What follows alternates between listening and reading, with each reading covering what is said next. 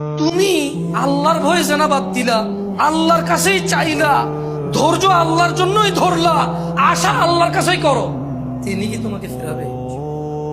তিনি হচ্ছেন উনি যিনি ৯৯ জনকে হত্যা করার পর শুধু উনার কাছে শাস্তির ভয়ে আছে কিনা আমার মুক্তির উপায়, আমার কি ক্ষমা হবে, ক্ষমা কার থেকে? তাহলে ওই যে বনি ইসরায়েলের ঘটনা, ও ৯৯টা মানুষকে মারার পর কার কাছে ক্ষমার জন্য? ক্ষমা হবে কিনা ব্যাকুল হয়ে গেছে। কার কাছের জন্য? আল্লাহ থেকে। ওকে যাদেরকে মেরে ফেলছে তাদের কাছের জন্য। ও তো টেনশন করতেছে যে আমাকে কি মাফ করবে কেউ, আল্লাহ কি আছে যে আমাকে মাফ করবে, বা আমার কি ক্ষমা হবে?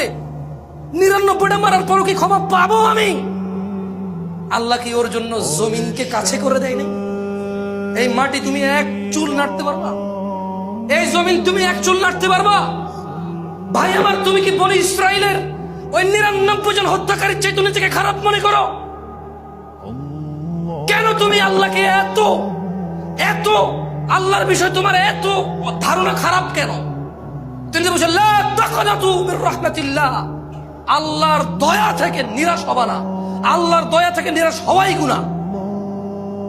ইন্নাল্লাহা ইয়াগফিরুয যুনুবা জামিআ, আল্লাহ সমস্ত গুনাহ ক্ষমা করবে।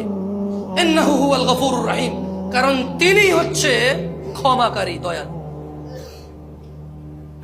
তুমি কি ওই যে পতিতালয়ের মহিলা তার চাইতেও খারাপ যে কুকুরকে পানি পান করিয়ে জান্নাতের বিষয় জেনে গেছে? আমাদেরকে আল্লাহ নবী সাল্লাল্লাহু আলাইহি ওয়াসাল্লাম জানাইছে যার বিষয় যে সে জান্নাতে প্রবেশ করবে। সে কি ছিল? পতিতা। কি ছিল? কি ছিল? তুমি কি তার চাইতে খারাপ মনে করো নিজেকে?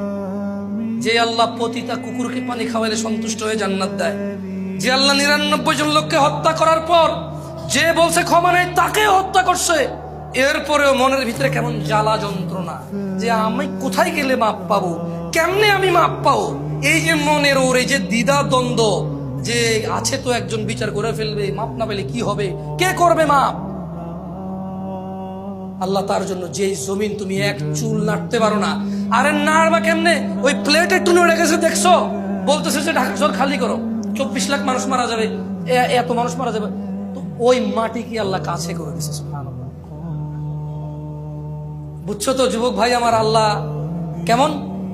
হ্যাঁ, আল্লাহর বিষয়টা বুঝতে পারছো তো?